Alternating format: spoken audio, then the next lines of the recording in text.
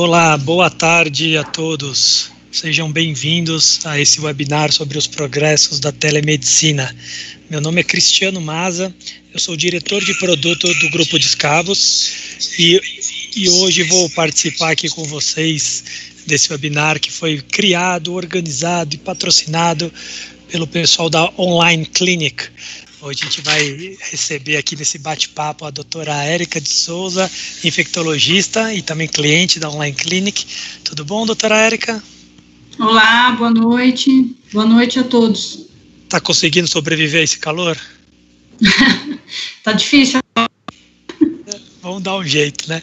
Está com a gente também hoje aqui a doutora Nara Ribeiro, psicóloga, clínica, sexóloga e também cliente da Online Clinic.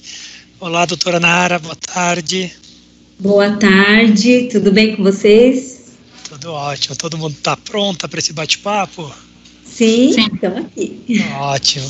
E também está aqui com o Paulo, se me dá a permissão, eu deixei as mulheres primeiro, né? Então, agora vamos entrar nos homens. Está com a gente aqui também hoje o Paulo Toimil, gestor de projetos e DPO da Ecom IT Integrated Solutions, que vai falar muito para a gente de uma novidade ou de um problema que todos vamos enfrentar à frente.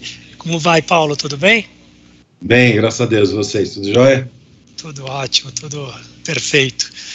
Deixa eu me apresentei tão rapidamente no começo, né, só para explicar um pouco melhor por que eu estou aqui, né, caí de paraquedas. Na verdade, eu sou diretor de produto de uma empresa que fornece soluções para comunicação corporativa e residencial, e o nosso foco é muito na experiência do cliente, na experiência do usuário usando essas ferramentas. Nós somos o nerd da caixa de metal, a gente fabrica aqueles brinquedinhos para que o bate-papo, para que a solução, a comunicação, a troca de ideias funcione de maneira fluida e fácil. Muito bem, queria lembrar todo mundo que está participando que essa transmissão está sendo feita ao vivo no YouTube e no Facebook. Então, onde quer que você esteja, por favor, dê aquele joinha nessa transmissão, é muito importante, porque vai fazer esse conteúdo chegar a outras pessoas que também compartilham aí dos mesmos interesses que a gente.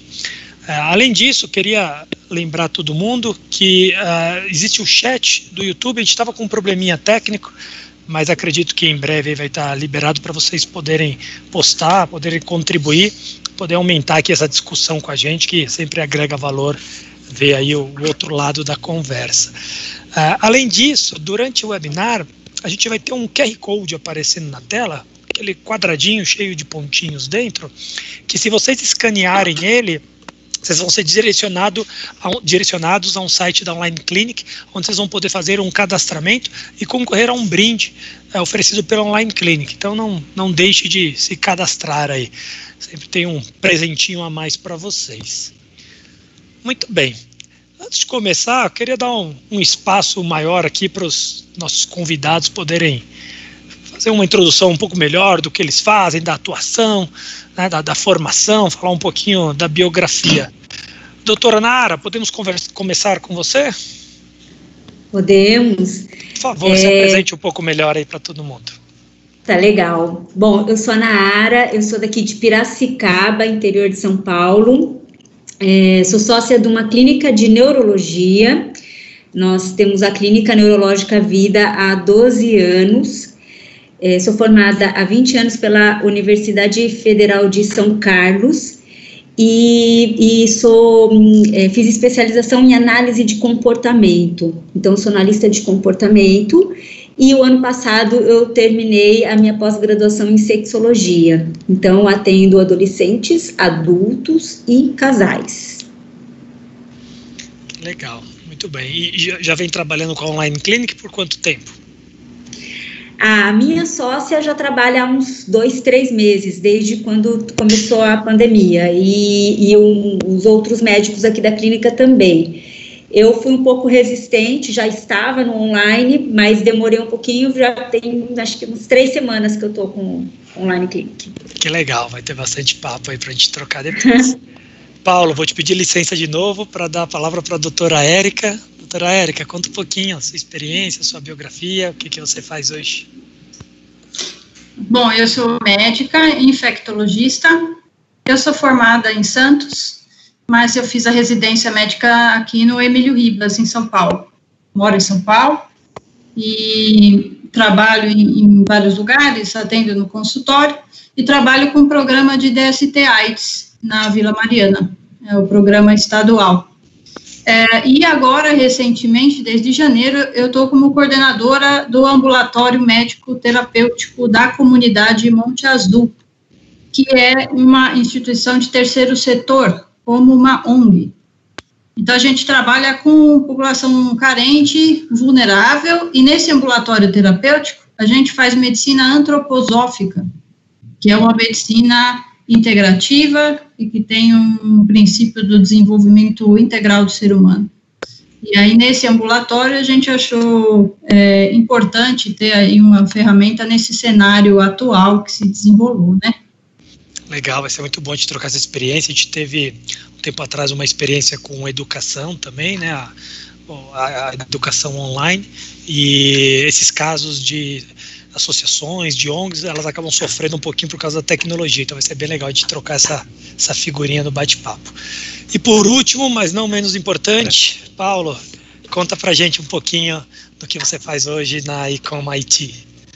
Então, vamos lá. Na Ecom IT eu faço a gestão de projetos e gestão de negócios, e um dos negócios que a gente desenvolve é a parte de adequação das empresas à LGPD.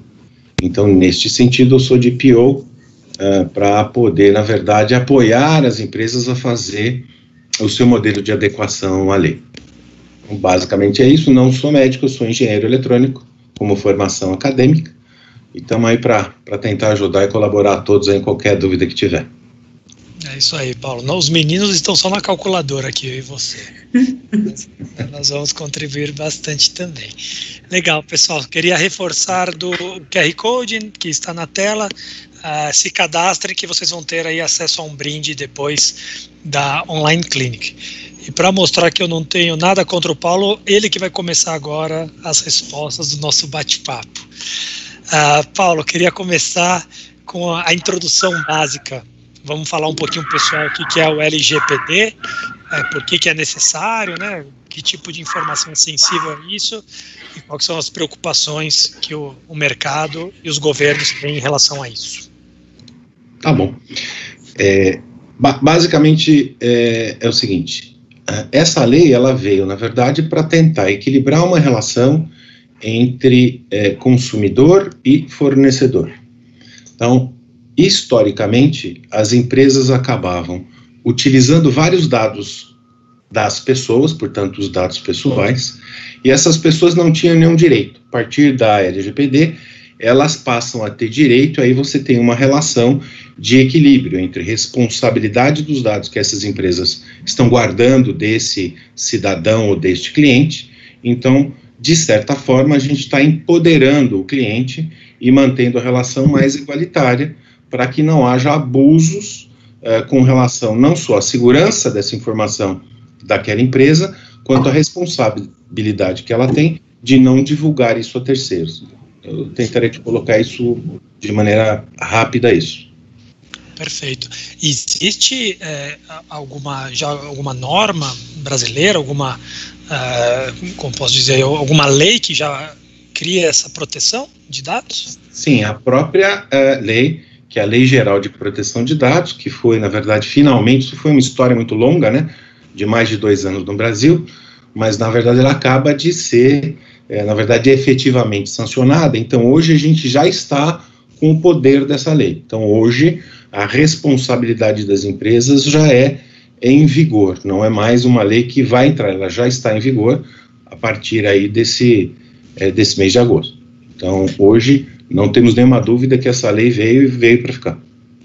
Você conhece algum histórico de vazamento de dados, especialmente nesse nosso mercado clínico hospitalar? Já existe esse clínico hospitalar ainda não. Eu tenho assim, N exemplos de empresas que são, digamos assim, maiores e que dão, na verdade, digamos assim, mais mídia, né? Os casos clássicos são Google, Facebook, mas aqui no Brasil você já teve Boticário, H&M, que é uma de roupas muito importante, Londrina. Então, assim, você tem mais de, sei lá, 200 casos de vazamento. Legal, é até bem interessante, porque um tempo atrás a gente estava conversando com uma clínica que estava usando a comunicação com seus pacientes através de celular, né, de ferramentas de chat, de comunicação de celular, onde a gente sabe que a proteção não é a maior, né, vamos dizer assim. Existe já alguma penalidade prevista em relação a clínicas, hospitais, médicos, no vazamento desses dados de pacientes? Sim. Existe uma autoridade, né, chamada Autoridade Nacional de Proteção de Dados, que ela está sendo formada pelo governo federal, e ela tem, na verdade, duas ações básicas. Uma é informativa e apoio às empresas que estão se adequando à lei, e a segunda delas é punitiva. Então, nós temos aí punições registradas na lei, que pode chegar, por exemplo, 2% de faturamento ou 50 milhões de reais, valendo aí o teto. Na área médica específica, existe um caso, mas esse caso não é brasileiro, é um caso de um hospital português, em que teve vazamento de dados e ele foi penalizado por 50 milhões lá em euros. Tá? Então, esse é um caso concreto em Portugal. No Brasil, que eu tenha conhecimento, ainda não. Legal. Doutora Érica, você já percebe alguma necessidade ou alguma preocupação dos pacientes em relação ao vazamento ou à proteção dos dados deles? Não, na verdade, isso não é muito, as pessoas não têm a noção de como isso pode ser prejudicial no caso de ter vazamento. É muito comum a prática, né, de ficar enviando por foto, documentos, laudos. Então, acho que tem que trazer um pouco para a consciência isso. A gente teve aqui um caso de estudo, através de uma ferramenta que nós temos de gestão de espaço, onde é uma empresa multinacional e as pessoas elas estavam com medo de avisar os gestores que estavam doentes, né, com Covid, no caso, com medo de ser desligada ou, de perder algo ali dentro da empresa, né? Então, ali, eles tinham que fazer, obviamente, os testes, né, para ir trabalhar, tinham que fazer todo tipo de exame. E imagino que esse exame estava sendo guardado de alguma forma, né, por alguém responsável. Mas existe essa preocupação, né? Às vezes a pessoa não quer que as outras saibam, com medo de, ser discriminada de alguma forma, e quer a proteção dessa informação que o doutor ou a clínica vai ter, né? Doutora Nara, você que lida com um pouquinho mais de questões psicológicas, né, que obviamente às vezes tem uma questão ali de sigilo, um pouquinho mais forte até, você percebe essa necessidade ou essa demanda pela proteção dos dados? Como a doutora Érica disse, as pessoas não estavam preparadas para o atendimento online com cuidado maior. Na verdade, muito mais assim, de uma maneira mais man-baby, vamos colocar, né? Aí eu comecei a estudar o atendimento online, inclusive trabalhar em cima das leis, das regras do Conselho Federal de Psicologia, e aí a gente percebeu a importância de ter boas ferramentas e ferramentas mais adequadas para fazer o atendimento. E uma das coisas que me chamou a atenção foi quando eu mandei o link para uma cliente, uma paciente advogada, e ela me falou assim, olha que interessante, né, a gente lê todos os termos antes de acessar o link, e aquilo já trouxe uma segurança para ela. Então, ela me chamou a atenção, falou assim, nossa, Nara, eu fiquei mais segura com relação a ler. Então, assim, para muita gente passou batido, foi até meio que resistiu no início, porque é muito fácil você começar uma sessão fazendo uma videochamada, e, né, do que você abrir um link, procurar no SMS, procurar no seu e-mail, né, e para essa advogada foi uma coisa que deu uma segurança. Então, eu tive que educar os meus pacientes, ensinar a importância, mostrar o quanto aquilo estava sendo importante para o nosso trabalho, para a nossa dinâmica de atendimento. E aí sim, eles começaram a dar mais valor ao processo terapêutico. Eu brinco aqui, doutora, que é o cinto de segurança. Você pode até não usar no começo, porque acho que não é importante, mas você vai entender que com o tempo salva vidas. E sim. Praticamente a mesma coisa, Paulo. Comenta um pouquinho, Paulo, qual que é a dificuldade ou qual que é o processo de implementação desses cuidados para um doutor, para uma clínica, para um hospital que usa o software, que usa a inteligência de vocês? Vamos lá. De uma maneira geral, eu diria, é um assunto bem grande, tá? Mas tentando resumir, de maneira geral, tem que entender quais são os dados ou as informações dos pacientes que estão sendo recolhidas ou guardadas em algum mecanismo tecnológico ou eventualmente papel, e ter todo um processo de segurança, não só tecnológico, mas também de processos, e também de uma mudança de mind map das pessoas, para ter isso na verdade, em toda a sua cadeia produtiva, desde a coleta dessa informação até a efetiva destruição. Óbvio que quando a gente estiver falando desse mercado médico, ainda existe um dado adicional, que é esta relação do médico-paciente, né? Onde o paciente tem que se sentir confortável junto com o médico para poder, na verdade, compartilhar esse tipo de informação que é muito particular dele e, às vezes, em determinadas situações, tem aí um cunho social importante. E em cima disso, sempre entender que para se compartilhar a informação deste paciente, você precisa solicitar autorização dele, porque em tese ele é proprietário dessa informação e não ele tem que autorizar esta divulgação para que um profissional de saúde possa fazer essa divulgação. Isso vale também, por exemplo, para a operadora de saúde, que o conhecimento que ela tem de uma determinada informação de gravidade de saúde, em tese, essa operadora não pode dispensar esse, digamos, cliente por este motivo. Então, tem uma série de questões aí que são importantes. Só vou rapidamente colocar o seguinte. Existe uma empresa londrina, que é a H&M, que aconteceu exatamente isso. Todos os funcionários que passavam por algum problema de doença, essa empresa ela guardou essas informações e, de alguma maneira, se vazou. Esse vazamento custou 50 milhões de euros para essa grande cadeia de roupa, tá? E isso vai chegar aqui em algum momento. Tem que vender bastante camiseta para pagar isso depois. Nesse caso, sim. Cuidado, né? Você falou uma coisa bem interessante, Paulo, que é a questão mesmo de arquivo, né? Arquivo eletrônico, obviamente, para os dados sigilosos, mas também para os dados operacionais, eu diria assim.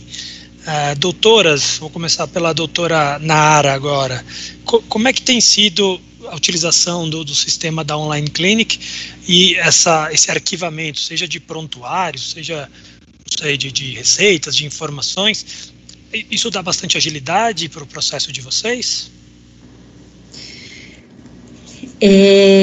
O que eu percebo é que no caso do atendimento de sessão, né, do atendimento da psicoterapia, o trabalho, porque assim, né, até então o atendimento online, antes da pandemia, ele existia, mas a gente tinha que fazer todo um protocolo no Conselho Federal, e o Conselho Federal demorava um tempo para te dar um retorno. Com a pandemia, você fez um pré-protocolo e eles agilizaram isso para todos os psicólogos que estavam em dia com o Conselho, né, com o Conselho Federal. Então, o que aconteceu? Todo mundo pôde atender online. E aí, foi todo mundo para a sua casa e começou a fazer o atendimento online. Com o trabalho da Online Clinic, isso ficou mais organizado. Então, todos os meus protocolos, eles estavam aqui na clínica. Hoje, por exemplo, um dia que eu fico presencial aqui na clínica, um dia na semana apenas. Então, os meus protocolos antigos estavam todos aqui. Com a Online Clinic, o que aconteceu? Eu posso acessar em qualquer lugar. Então, eu trabalho tranquilamente lá na minha casa com todos os meus protocolos. Outro ponto que eu acho que é importante no trabalho online, aí no caso, né, eu tenho mais foco com o meu paciente, então eu consigo estar mais perto dele, porque eu consigo ter esse foco. O começo, meio e fim da sessão eu acho que é mais ágil, a gente é mais organizado no horário, Então, assim, dentro da clínica, a gente se perde um pouco com o secretário, com os colegas, com a chegada do paciente, com a demora do estacionamento. Então, tem muito isso. A gente trabalha numa clínica que é do lado de um hospital, então a gente tem muita dificuldade com o estacionamento.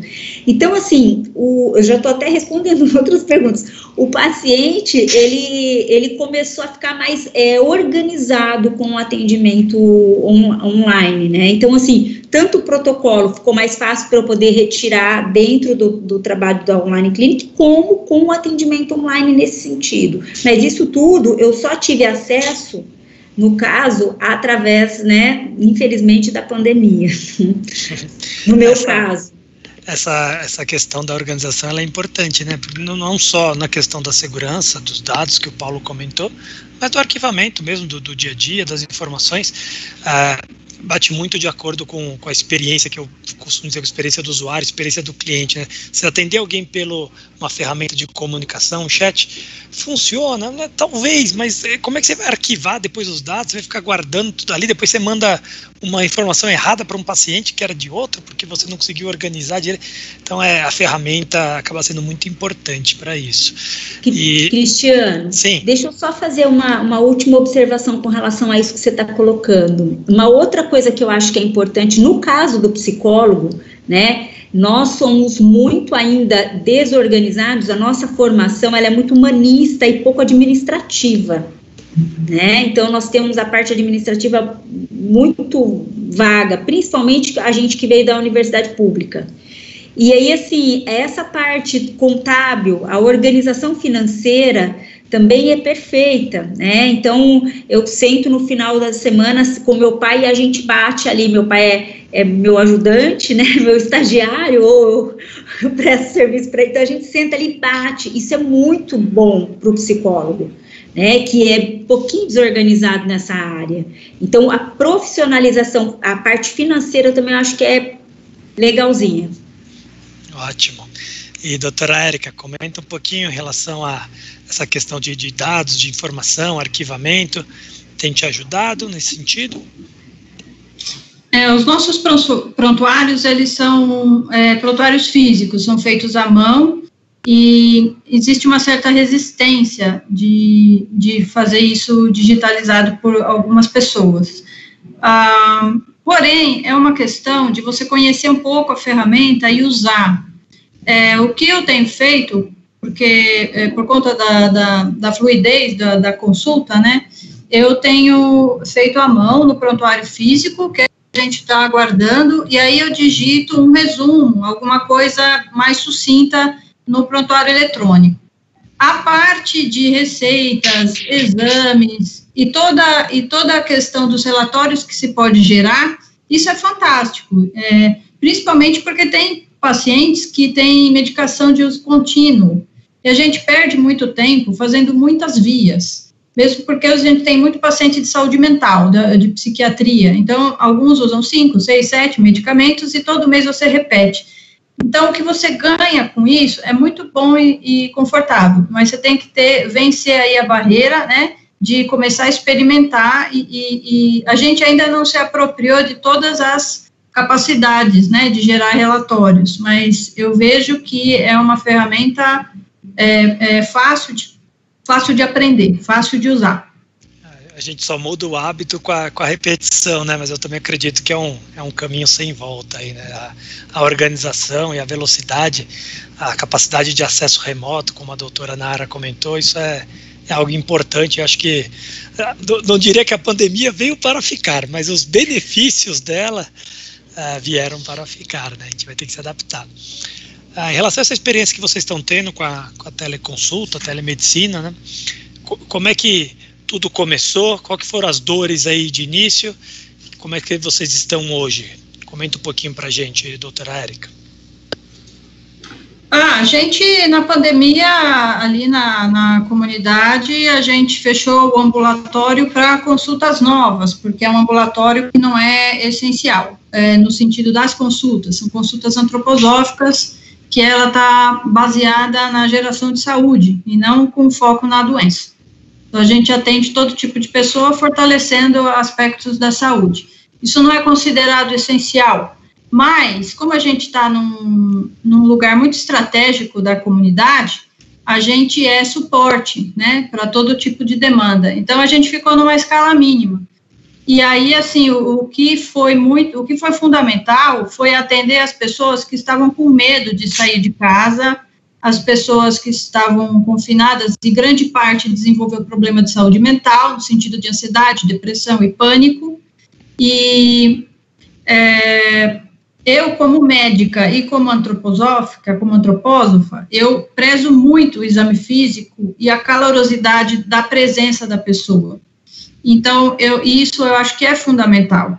Porém, se não fosse uma ferramenta assim, eu não conseguiria ver a maioria das pessoas acima de 60 anos que me procuraram, né? Então, tem muitas pessoas doentes ou asmáticas que me procuraram, não conseguiria ter visto. E eu tive uma grande surpresa, que eu acreditava que o atendimento pudesse ter uma certa barreira na questão de afeto, né? Um distanciamento, mesmo porque a gente não toca e não examina, você perde uma parte da tua avaliação. Mas essa ânsia da pessoa falar o que está acontecendo e o tempo que a gente conseguiu manter um vínculo forte, né? A maioria das pessoas tiveram bons resultados e a maioria ficou satisfeita. Então, eu também fiquei surpresa, né, do ponto de vista positivo, né, da tecnologia. E aí, até pegando essa deixa do tipo do cliente, né, ou do cliente que está numa situação financeira mais desavantajada, tem alguns problemas, obviamente, de educação também. Como é que foi a aceitação deles da ferramenta? É simples para eles participarem? Eles tinham dificuldade? Como é que funcionou para eles? Olha, a gente teve algumas dificuldades no sentido do sinal da internet. Porque lá onde a gente está, isso é um problema, né? Tem alguns dias que é difícil. Mas, assim, o pessoal é muito antenado, né? A gente teve atendimento de muitos adolescentes que estão confinados e sozinhos em casa, então também a gente teve muita queixa de crianças que estão em sofrimento. E eles são muito rápidos, né? Então, o pessoal mais jovem não teve dificuldade nenhuma de acessar. O único problema que apareceu foi em relação ao sinal da internet. E o pessoal de mais idade, vários acessaram tranquilamente, porque a gente, né, recebeu o tutorial, e isso tem sido fundamental, e porque a nossa secretária, ela faz todo um preparo pré-consulta, né? Então, existe um preparo pré-consulta para que no horário marcado estejamos na sala. Caso isso não aconteça nos primeiros minutos, a gente conversa por telefone. Legal, isso é importante, né? Precisa ter esse apoio aí por trás para o sistema rodar bem.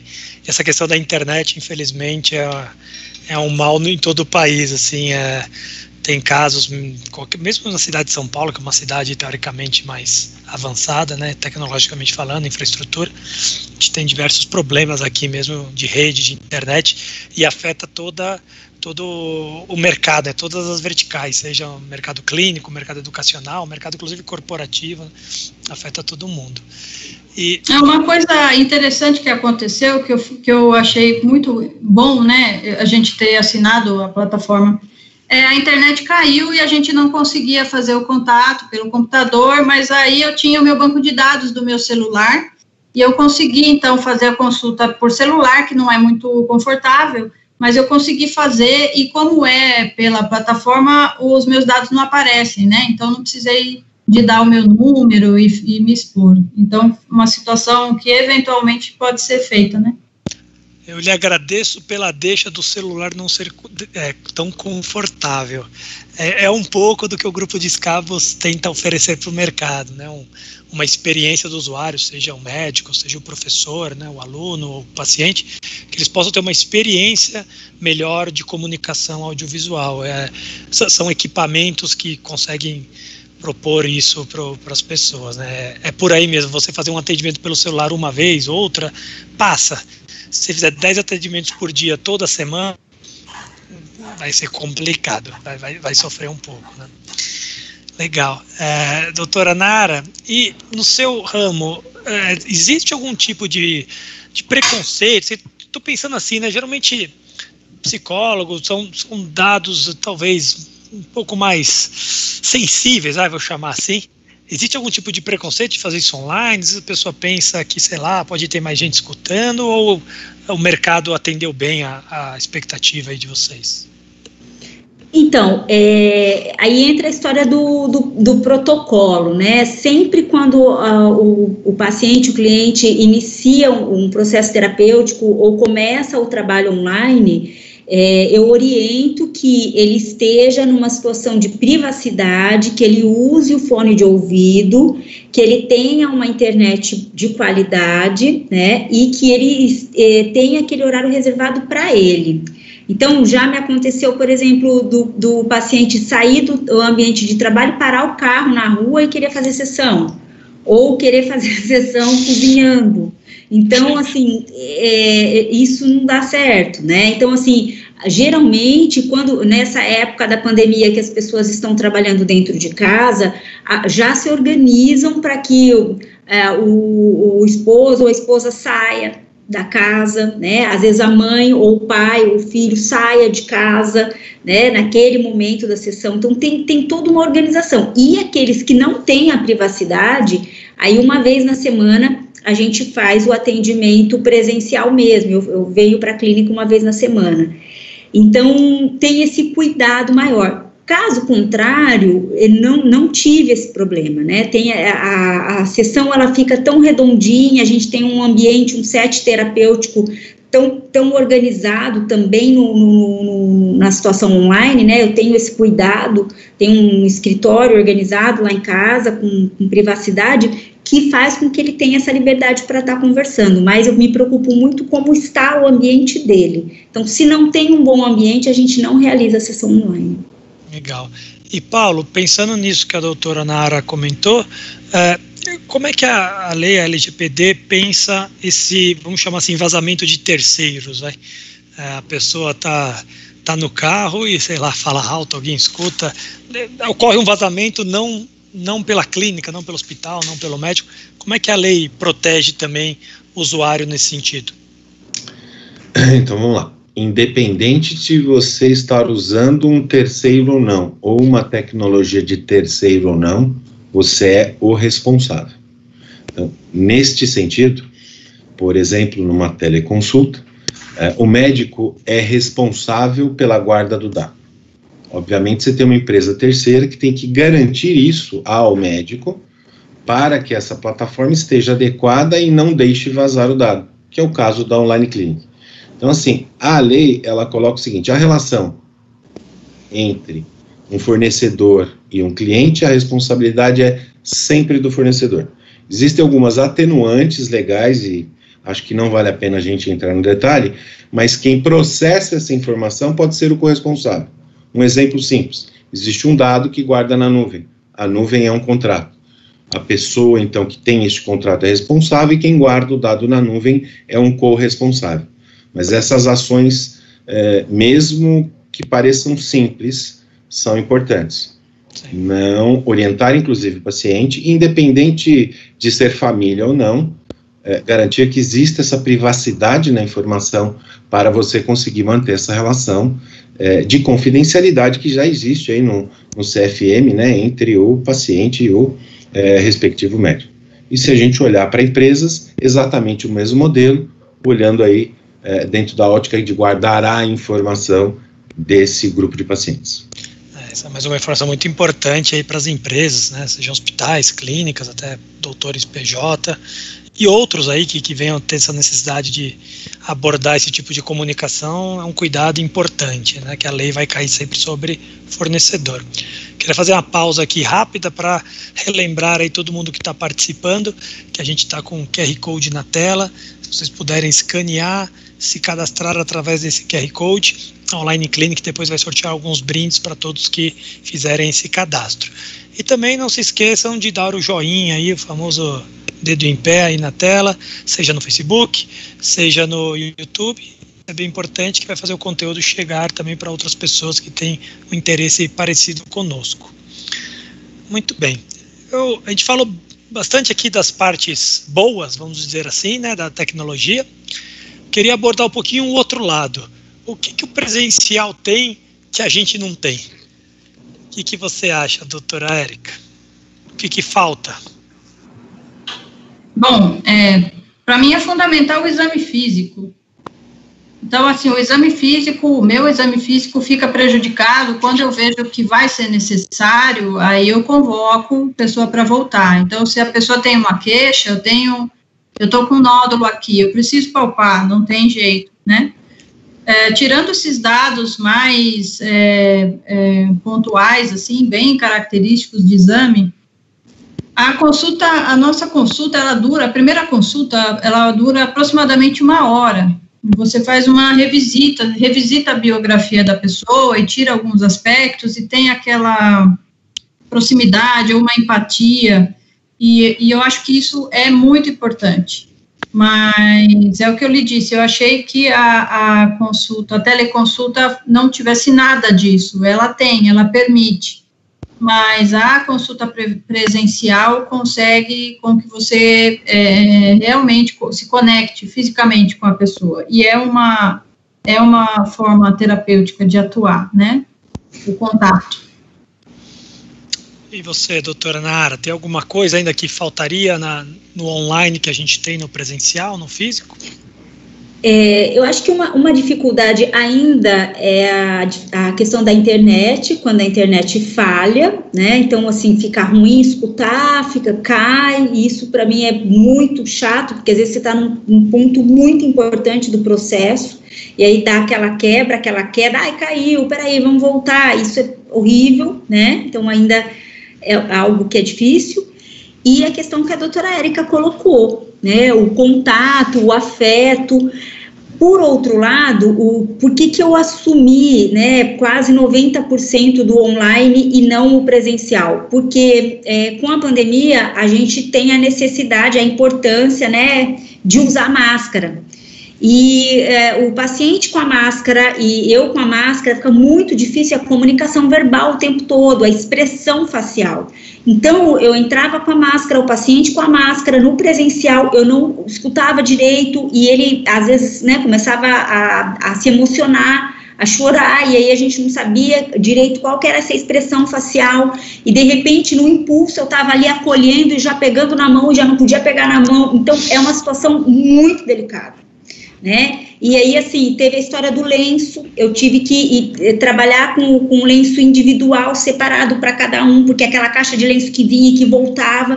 Então, higienizar a sala inteira, porque é 1 hora de cada um, então ficou muito difícil. Eu não voltei para o presencial e não vou voltar enquanto essa pandemia não acabar, né? Então, assim, respeito os meus colegas que voltaram, mas eu acho muito delicado e muito difícil você ver a dor de um luto de um paciente na sua frente e você não poder pegar na mão desse paciente. Se ele está online, pelo menos você faz uma expressão e você sabe que você está contido numa tela. Agora, se ele está na sua frente e você não poder abraçá-lo, isso é uma dor que para mim, assim, demora 2 dias para passar, pelo menos, imagino para ele.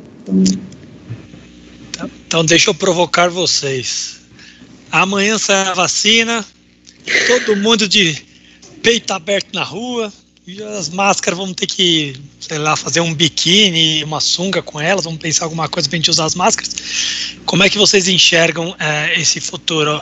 Vocês imaginam um ambiente híbrido de atendimento, né, sendo um pouco online, um pouco físico, presencial, ou vocês acreditam que o online vai acabar ficando esquecido, ou quem sabe o contrário, vamos focar só no online e o presencial vai cada vez diminuir? Vamos começar com a doutora Nara agora.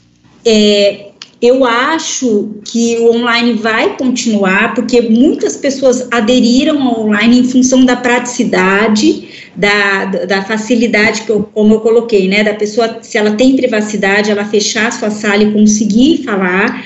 Uma coisa que aconteceu, por eu ter rede social, Instagram profissional, alguns pacientes que são de fora, ou estão morando em outra cidade ou outro país, viram que eu estava no atendimento online e me chamaram. Então, eu tenho atendido pessoas fora do país e fora da cidade, e isso foi, assim, maravilhoso. Ter oportunidade, até eu conhecer novas culturas. Então, é uma coisa que, para mim, mudou, assim, a minha vida profissional deu uma virada nesse contexto, assim, né? Então, eu acho que o online, no meu ponto de vista, ele tem algumas falhas, mas dentro da psicologia ele veio para ficar. O que você acha, doutora Érica? Bom, eu vou sempre preferir o presencial, né, faz parte da prática médica, né, a gente brinca que tem o médico que fica mais na bancada e tem o médico de pôr a mão na barriga, né, eu sou de pôr a mão na barriga, então eu preciso apertar a pessoa, eu gosto disso, e faz parte do meu sacerdócio, então eu acho isso necessário. Mas eu acho que todo o grau de necessidade e sofrimento que levou até pessoas resistentes a usarem a ferramenta e ver o quanto que ela é boa, a gente não vai perder isso, né? Tudo tem o seu lugar. E eu acho que, assim, lá no nosso ambulatório, esse tipo de atendimento que a gente faz, apesar de estar numa comunidade, né, é um ambulatório que já faz isso há mais de 44 anos. E isso é a medicina integrativa desde 1979, e isso é reconhecido internacionalmente.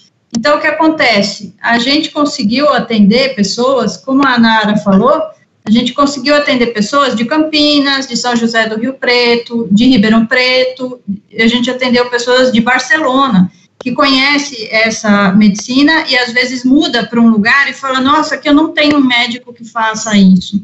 E eu conheço a Monte Azul, eu conheço essa iniciativa, então eu fico feliz de poder ser atendida pelo ambulatório, né? Então, isso a gente ganhou, né? Que legal.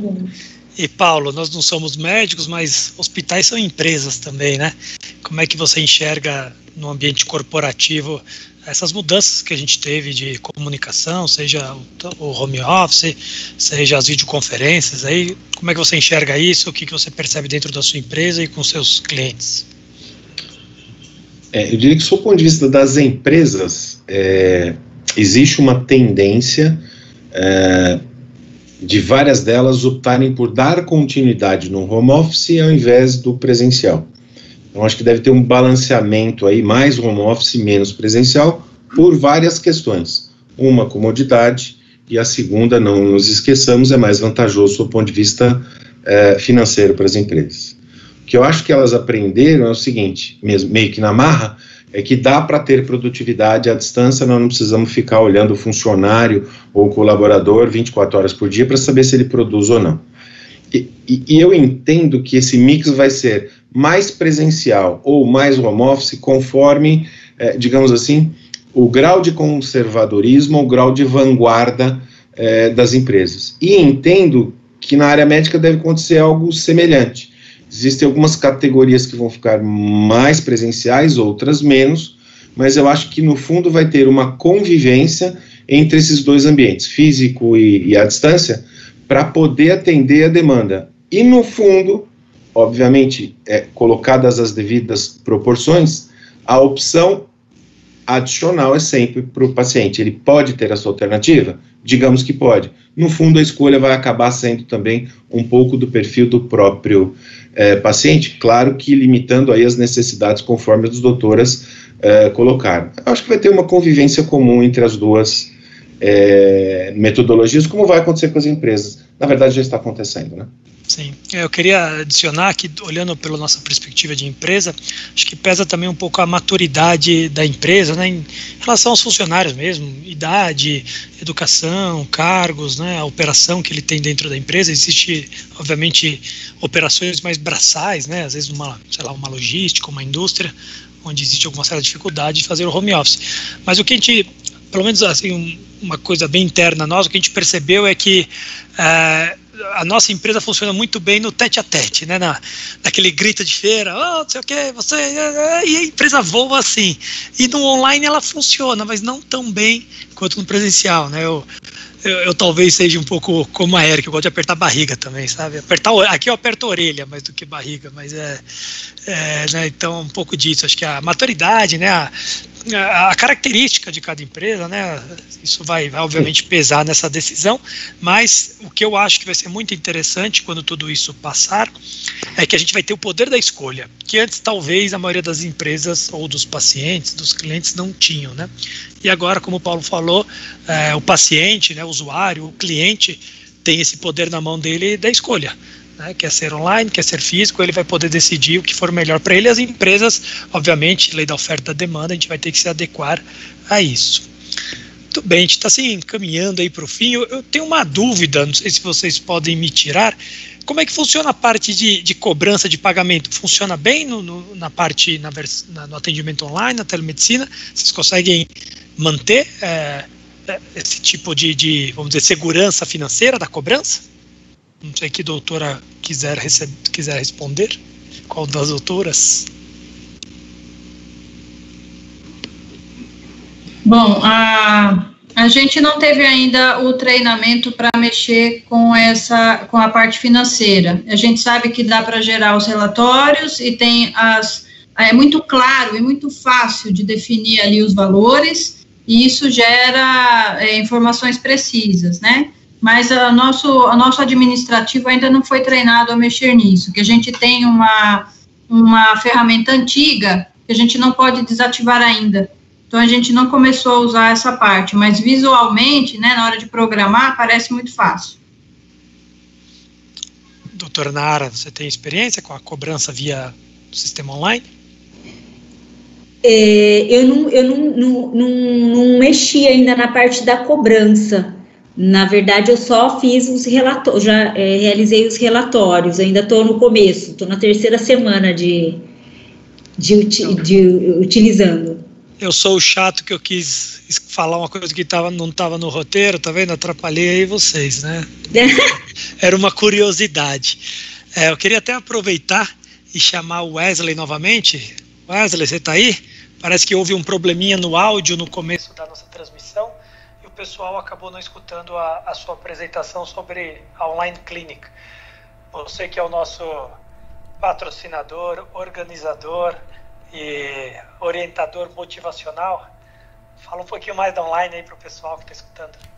Perfeito. É um prazer para a Online Clinic estar engajada nesse movimento, né, telemedicina. Salientar a importância dos profissionais aqui contidos, foram escolhidos a dedos, né, não desmerecendo os outros profissionais, mas a doutora Érica engajada num projeto social muito bacana, doutora Nara está se tornando uma digital influencer, estou sabendo, né, os vídeos dela estão ganhando muito engajamento no Instagram. Então, nós da Online Clinic colocamos toda a nossa tecnologia à vossa disposição, para atender todos os profissionais da saúde, desde o trabalho que nós fizemos lá em Manaus com o Corpo Militar dos Bombeiros. A nossa proposição é essa: entregar a segurança da informação vinculada à tecnologia e entregando resultado satisfatório ao paciente, tá? Então, eu agradeço a oportunidade de participar desse evento com vocês, de patrocinar. Agradeço o grupo Descabos por ceder o Cristiano um pouquinho para nós. Ao Paulo, o DPO, eu sei que a agenda dele é um pouquinho apertada, né? Trabalha em grandes empresas aí. Paulo, muito obrigado. Coloco à disposição de vocês toda a tecnologia da Online Clinic, nosso time de analista. Gratidão, pessoal. Gratidão, obrigado. Obrigado, Wesley. A gente está então nos encaminhando aí para o final. Queria pedir uma palavrinha final, uma consideração final, se puder deixar uma dica. Primeiro para a doutora Nara.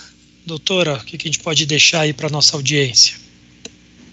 Bom, uma coisa que o Wesley falou é com relação à rede social, né? Então, assim, dentro da psicologia, eu acho que é muito importante você ter um Instagram, um Facebook profissional, trabalhar os conteúdos de uma maneira adequada, de uma maneira profissional, e utilizar esses conteúdos a favor do mundo digital e expor o seu trabalho, porque é muito gostoso quando você consegue interagir com as pessoas do seu país né, de várias regiões e de várias gerações. Isso para mim tem sido encantador. Eu tenho aprendido muito com pessoas mais jovens que estão dentro da universidade, né, ainda.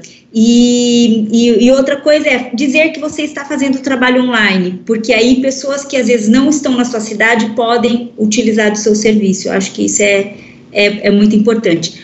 Uma última coisa é quem for fazer o trabalho online, procurar bons cursos para poder se especializar, porque não é só você falar que você está fazendo um trabalho online e colocar uma videochamada. Na verdade, tem todo um protocolo, tem uma orientação, tem um cadastro no Conselho Federal de Psicologia e tem uma orientação para você estar fazendo esse trabalho online. Doutora, faltou a senhora passar o seu Instagram para a gente.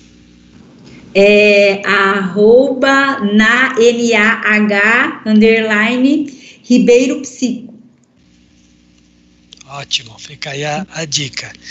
E doutora Érica, a senhora poderia fazer uma última consideração, dar uma dica para quem está assistindo a gente? Sim, eu tenho primeiro uma dica, que é na hora de procurar uma empresa, entender toda essa problemática da segurança e orientar as pessoas, né, os pacientes ou os clientes, porque realmente as pessoas não têm ideia de quão importante é você ter uma plataforma segura de fluxo de dados. Outra coisa que eu acho muito importante, que não foi falado aqui, mas é um grande diferencial, é o suporte. Então, assim, além da plataforma ser de fácil uso, que tem outras mais difíceis, né? Ela tem que ser de fácil uso e ela tem que ter um suporte. Isso a gente teve muita tranquilidade e todas as dúvidas, a gente sempre recebeu o suporte do João, então eu queria agradecer aqui. Isso foi um diferencial para a gente. E, por último, eu queria só chamar a atenção para as lições da pandemia, que essa situação nos trouxe o conhecimento de novas ferramentas e a valorização do contato, né, que a gente perdeu, dessa liberdade das pessoas. Então, que a gente reflita e que aproveite a duras penas tudo isso que a gente aprendeu e conheceu para usar como uma ferramenta sadia. Legal, muito bom, doutora. Obrigado pelas dicas. E, Paulo, uma consideração final sobre a lei, sobre essa experiência que você vem tendo. Se possível, me indica um filme aí para assistir no final de semana que fale um pouco mais sobre a LGPD aí. Vou estar livre esse final de semana, vou pôr as crianças para dormir e aí assisto. Maravilha. Eu acho que, como toda lei e lei nova, existe uma fase de adaptação e as empresas estão tentando se adaptar o mais rápido possível, até porque existem penalidades aí, além da própria responsabilidade. Isso vai acontecer em todos os níveis, inclusive na área de saúde, que também tem, além das suas regras próprias, esta relação médico-paciente, ou operadora, ou hospital, que trabalha com uma quantidade infernal de informações, então precisa caminhar para o empoderamento do paciente. A lei em si, ela tem, como toda lei, uma série de artigos e que ela, na verdade, navega em algumas questões aí jurídicas, né? Se a gente for olhar, existe algum documentário que é interessante falar sobre LGPD? Eu diria que sim. Tem um documentário na Netflix que chama Privacidade Hackeada. Vale a pena, é bem legal. E ele trata de uma maneira muito soft, ele fala um pouco de penalidade, mas fala com o objeto e fala muito da realidade da Europa, que está aproximadamente uns 8 anos mais avançado. Então, você viu de recomendação aí, é bem light, bem soft, dá para ver. Privacidade Hackeada tem aí na principal plataforma aí, Netflix, pode pegar lá que vale a pena. E já me coloco à disposição de todos vocês, para caso precisem de alguma coisa, Online Clinic, as doutoras e você, Cristiano, e todos aí os demais, se precisar de alguma coisa, pode contar com a gente, que a gente está à disposição para tentar fazer essa lei emplacar o mais rápido possível.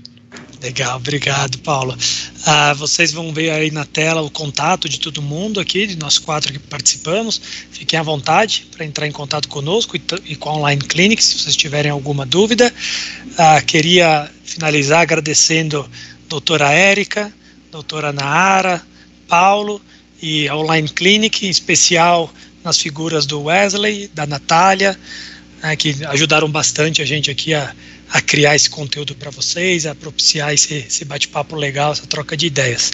Obrigado especialmente a todos vocês que assistiram a esse webinar, ao vivo ou gravado. Espero que tenha sido útil para vocês o conteúdo, que vocês possam, quem sabe, até colaborar e enviar isso à frente para outras pessoas que também gostam desse tema. E é isso. Obrigado a todo mundo por ter participado. Obrigado, pessoal. Obrigado, Online Clinic. Espero que a gente possa ter outros bate-papos aí à frente. Wesley, você quer falar algo?